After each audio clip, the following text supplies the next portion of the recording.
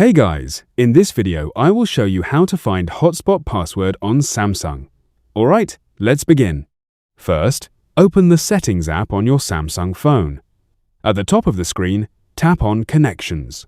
Inside the Connections menu, scroll down and select Mobile Hotspot and Tethering. Next, make sure that the mobile hotspot is turned on. After that, tap on Mobile Hotspot.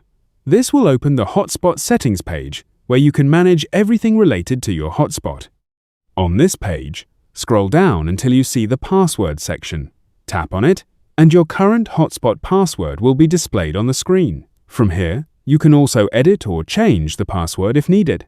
Simply enter a new password and save the changes. So that's basically how you can find hotspot password on Samsung. That's it for this video. If you find this helpful, consider subscribing and giving this a big thumbs up. Thanks!